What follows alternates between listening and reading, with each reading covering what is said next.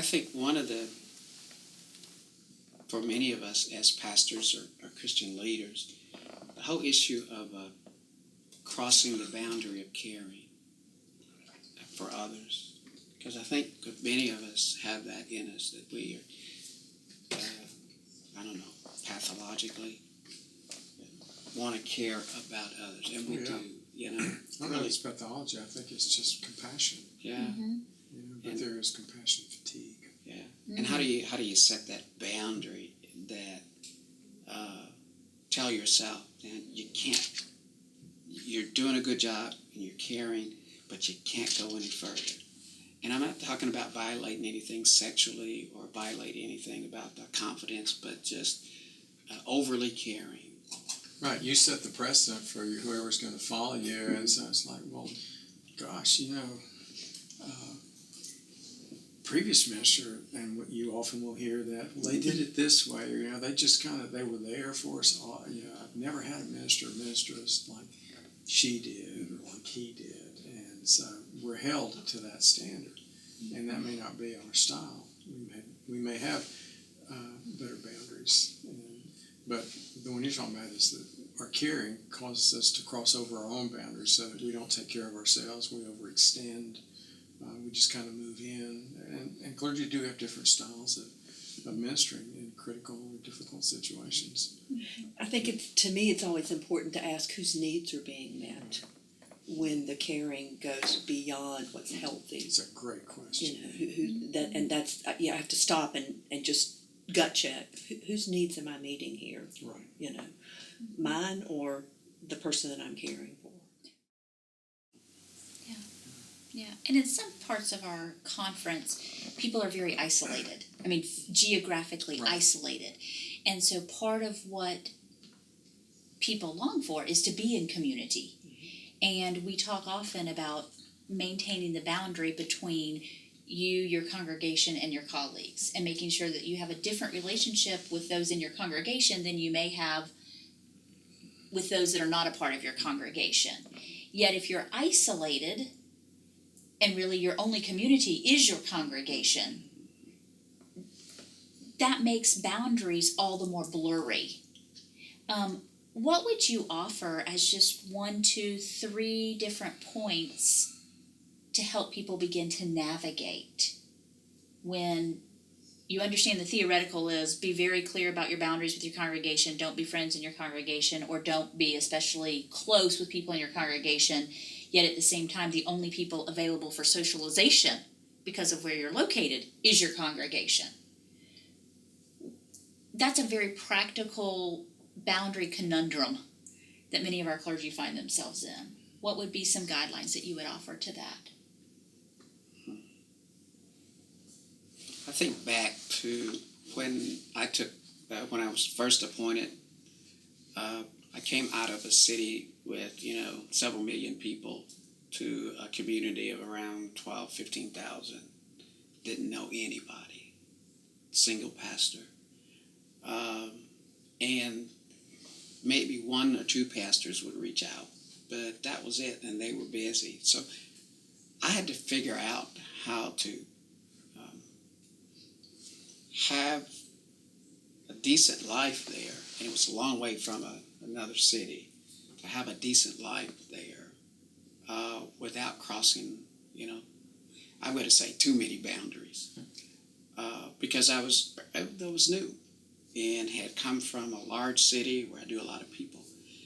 And so I think one of the things is the kinds of things that we're doing now to try to help people to understand that there are boundaries and that they can be crossed, and that you got to pay attention to it. To add that one more thing to think about and to put in your tool bag to deal with. Because it is, you're sitting in the parsonage all by yourself. There's only so many times you can go out and eat by yourself. All the other clergy, are married and they have families. So what are you going to do?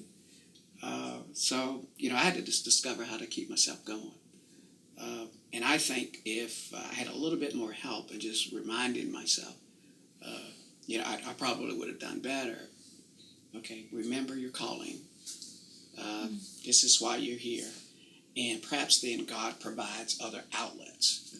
So I think just to pay attention. I think to have these kinds of things that persons who are in these isolated places can be reminded, that they remind themselves and find ways of finding joy and purpose and happiness and, that kind of thing. Those kinds of things. I think one of them is to be reminded, know that this is the setting, and deal with it. And your mention of other outlets, to be reminded, but also realize that there are other ways and that's part of taking care of ourselves, to find a YMCA or a place to work out, or that you would meet other people that maybe aren't in your congregation that you could establish friendships with.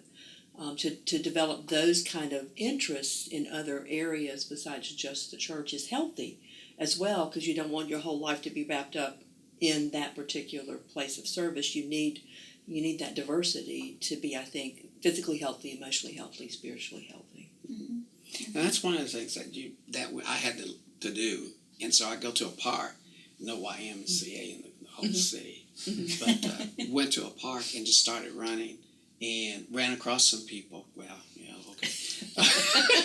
But came across some people, and a couple of them were pastors, and I didn't know them.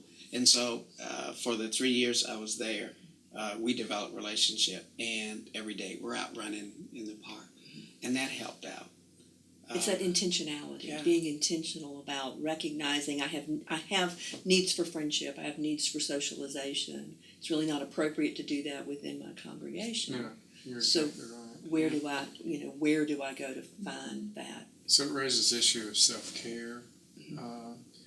And I think from a practical standpoint, when you're in a more rural setting, there isn't a Y close by. There's maybe not even as a gym, but there usually is a high school. And being clergy in the area, a lot of times, they might be willing, say, to work with you at the high school to let you come in and use their facilities or to use the track. But mind, body, and spirit, how am I taking care of my mind / emotions? How am I taking care of my body? What am I doing to nurture myself spiritually? And recognizing all the while that my congregation is there. I've been appointed by the bishop, called by God to serve these folks, but they are not there to meet my social needs.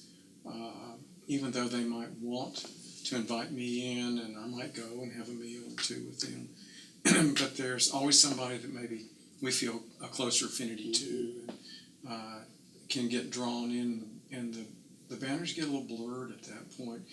And from a time standpoint, if we're spending more time with one family in a congregation because they, quote, have taken us in, then we become poor stewards of our time at that point, because I couldn't give my time to every congregation in the same way. I couldn't go to have a meal all the time with one particular family.